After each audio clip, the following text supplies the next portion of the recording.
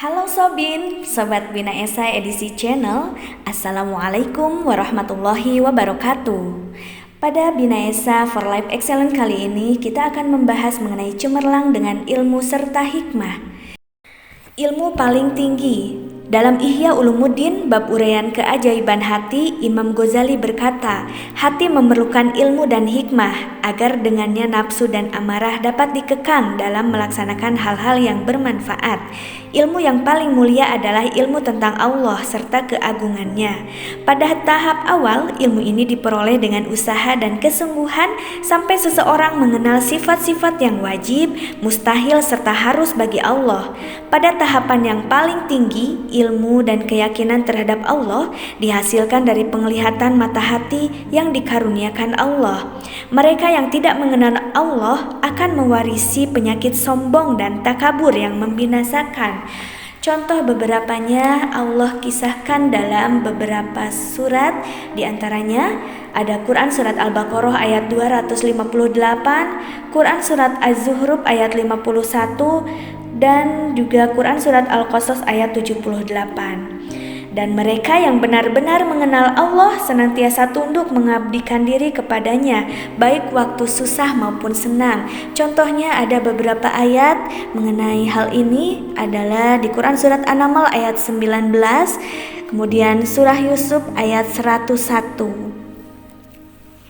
Bahayanya tertipu oleh ilmu. Orang yang berilmu dapat juga terperdaya oleh ilmunya.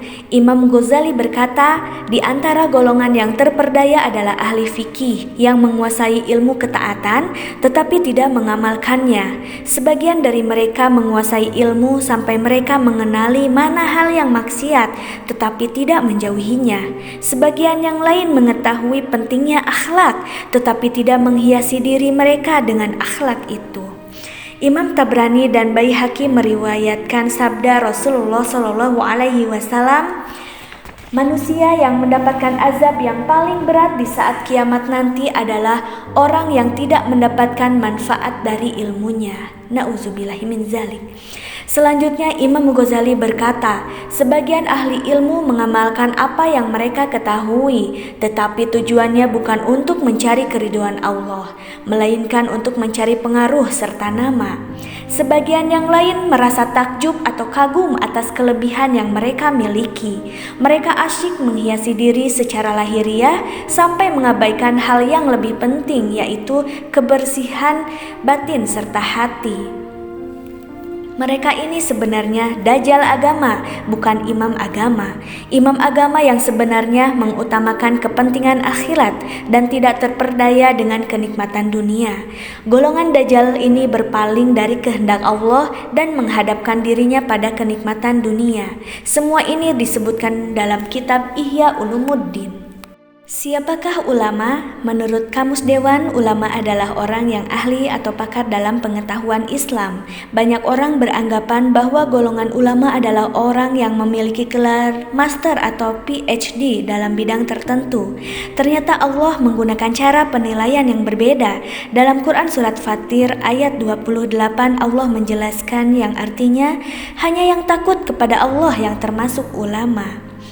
Golongan yang tidak takut kepada Allah tidak dapat dianggap sebagai ulama. Imam Ibnu Katsir berkata, sesungguhnya yang benar-benar takut kepada Allah adalah golongan ulama arifin, karena setiap kali ilmu mereka tentang Allah bertambah, maka perasaan takut mereka kepada Allah pun bertambah. Sahabat Nabi Abdullah bin Abbas berkata, ulama adalah mereka yang tidak menyekutukan Allah dengan sesuatu pun. Di samping itu mereka menghalalkan apa yang Allah halalkan dan mengharamkan apa yang Allah haramkan, menaati perintahnya, yakin akan bertemu dengannya, dan selalu melakukan muhasabah sehubungan dengan amal diri sendiri. Abdullah bin Mas'ud berkata, yang berilmu bukanlah mereka yang banyak menghafal hadis, melainkan mereka yang takut kepada Allah. Perasaan takut kepada Allah berbeda dengan perasaan takut kepada makhluk. Jika kita takut kepada harimau, singa, ular, dan lain-lain, kita mungkin mengalami ketakutan yang sangat histeris dan ingin melarikan diri atau menghindari makhluk-makhluk itu.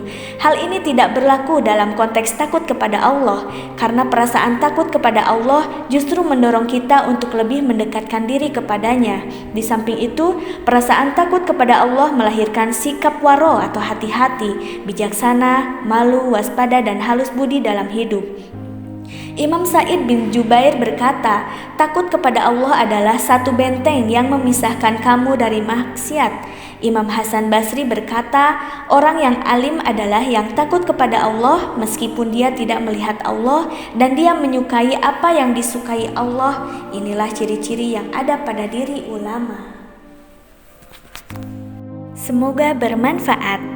Yuk bantu like, share, and subscribe untuk mendapatkan Bina Esa for Life Excellence selanjutnya. Terima kasih Sobin. Wassalamualaikum warahmatullahi wabarakatuh.